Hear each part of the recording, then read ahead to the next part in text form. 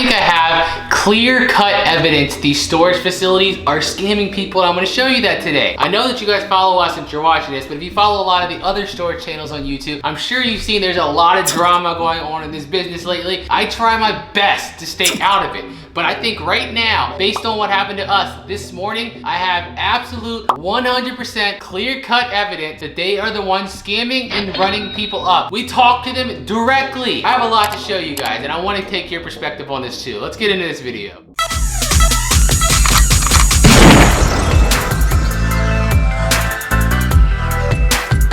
Let me start from the beginning. So, there was a small 5x5 storage unit that we've been watching for like 4 or 5 days because it looked decently packed full of stuff. And let me say, it bid up to $230 like forever ago, and then it just kind of sat there. Nobody bid on it, and it went off this morning. It was supposed to go off at 10:45 a.m. I got up at 10 o'clock, placed my bid of about $400, I think it was, I don't remember the exact number, at about 10:05. So 40 minutes before it went off. All this time went by. 10:05 to 10:42. Nobody placed a bid. If you don't know how Storage Treasures works, if you bid in the last 3 minutes, it adds 3 minutes to the clock, which is really annoying, but that's beside the point. Nobody bid in 30-some minutes. Right when the clock hit 2:59, 2:58, somebody bid on it, extended the clock. Already, I'm suspicious because I'm like, okay, who's gonna wait that long? Anyone that knows what they're doing, why are you gonna wait that long and extend the clock on me? So I went ahead, I outbid them again, they outbid me again, I outbid them again, blah, blah, blah. We went back and forth until finally I just said, okay, it's a 5x5 unit, it's not worth it. It was at $470, and there's only maybe 11 boxes in there plus a massage table, which is already way overpaying. But for us, sometimes we have to overpay to get units to make videos, so it's not a big deal. But for a normal person that's reselling this stuff, it made no sense right off the bat. It made no sense. So I was like, whatever, I'm just gonna let it go. At like a little after 10:45, so like 10:50, 10:55, something like that, I don't remember. The unit went off. That person wanted it for $470. Now remember this, when you win a unit, you're paying a 10% buyer's premium on top of that $470, so you're already adding another $47, taking it well over $500. And then don't forget you have a 6% sales tax there. So you're talking well over $520 to $550 for a 5x5 storage unit with 11 to 12 boxes and a massage table. That's stupid. I'm not saying there's not stupid people running prices up right now. We all know that's happening, but I think it goes a lot deeper than that. Right after that, I'm like, whatever. Went about my day, we started cooking lunch and stuff, and then phone goes off. Ding, check it. What do we have? An email saying, last person that won couldn't pick it up, and guess what? You're the backup bidder. We're going back to you. Now this is less than 1 hour, less than an hour after the unit went off, and I'm already the backup bidder because the other bidder can't pick it up. You're telling me somewhere out there's a person that went on a unit, bid on it at the absolute last minute, extended the clock, ran it up to over $500, and then decided, think about this, when they decide that they don't win it, they have to contact the facility then has to contact Storage Treasures, they have to cancel their bid, and then email the backup bidder. So think of how much time just that's going to take. So you're probably telling me within 10 to 15 minutes of winning that unit, that guy said, all right, I won. Never mind, I don't want it. I'm just gonna go ahead and call the facility, cancel my bid, and do all this. You really think that happened? You know what this sounds like to me? Is this is a facility, this person owed them lots of money, right? It's probably like $100 or so for a 5x5, 3 months late rent with late fees topped on top of that. What do you think that capped out at about? $300 plus the late fees and taxes. Doesn't that sound like around maybe $400, some $500 or something to cover their losses? A little shady there, right? The backup bidder system on Storage Treasures, it's designed so you have a 48-hour window to clean out that unit. So if you don't contact them or pick it up in 48 hours, then you've given up your right, it goes up to the backup bidder. 1 hour? No, that is not how this works. If that happens, I just believe there's some super shady stuff going on. And this time I was fed up and annoyed because it's been happening non-stop lately. So we decided, let's contact the manager of the storage facility and see what they have to say about this. Tell them exactly what happened from our perspective and see if they're quick to come up with a story or they have an explanation that makes sense. Neither of which I think is gonna happen. Let's contact them, let's do it. My name's not on the account, her name was on the account, so guess what? You get to talk to them, but we're gonna record the entire audio just for you to hear and pick apart yourself. Listen to this.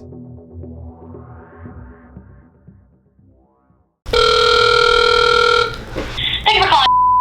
It's a pleasure speaking with today. Hi, my name's Amber. I just have a quick question. I just got an email from Storage Treasure saying that I was the backup bidder on a unit. Usually what happens is like the original person that won it has like that 48-hour period to like come pick it up basically, and then after that 48-hour period then we're contacted to be the backup person. But I mean, this happened like an hour after. I mean, I just wanted to know like what happened, I guess. I mean, did the winner call you guys? So what happened was the winner basically.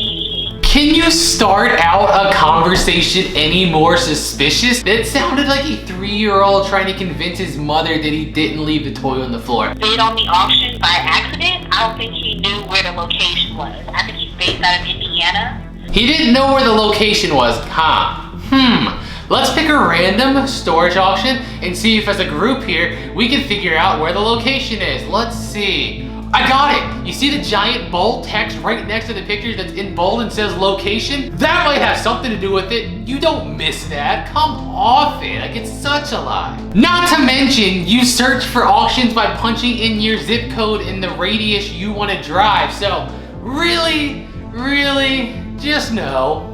And maybe sometimes he comes out here. I have no clue of the specifics of why he bid on our unit, but I've called to let them know that they won. She said that it was by accident. Did anyone else catch that? It might have been subtle, but 30 seconds ago it was a he, now it's a she. It could be a couple, but I know when people start getting things wrong in their head, their own lies, they start jumbling over the smallest things, and that's what it's looking like to me.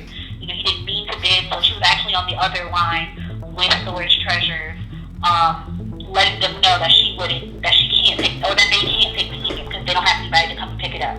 Which is when Storage Treasures called us and let us know that we would, you know, ask us permission to choose a backup bidder. So that's why you were chosen. Now, does that happen often?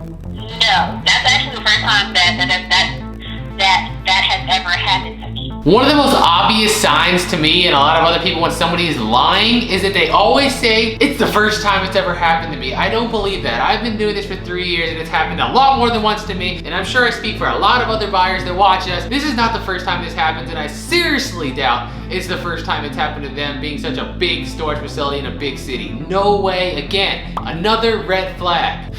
Okay. Also, just like if they win it on Storage Treasures, like they just call you guys immediately saying, oh, well, I mean, I can't. I don't know. It would just seem weird to me that it happened so fast. Yeah, I think so what happens normally is, you know, you win the auction, I give you a call to let you know you won, and then schedule a time with you within, you know, the time frame that you have for you to come pick the items up. Right. Now, honestly, there was a big snafu this morning, and I ended up having to cancel one, so there was kind of a little miscommunication. But when I called the person to let her know she won, she was already on the other line with Storage Treasures, letting them know. So I think that's why it happened so quickly, because as soon as she saw the email that her husband or somebody had won the auction, she was just trying to figure out how to cancel it so that I guess they wouldn't get in trouble for not coming to pick the items up. Okay. It was passed on to the first person, and they can't come and pick it up for whatever reason. I didn't really get into the details. And so Storage Treasures contacts us to ask us permission for them to choose a backup bidder. Right. And then that's when they select you. Okay.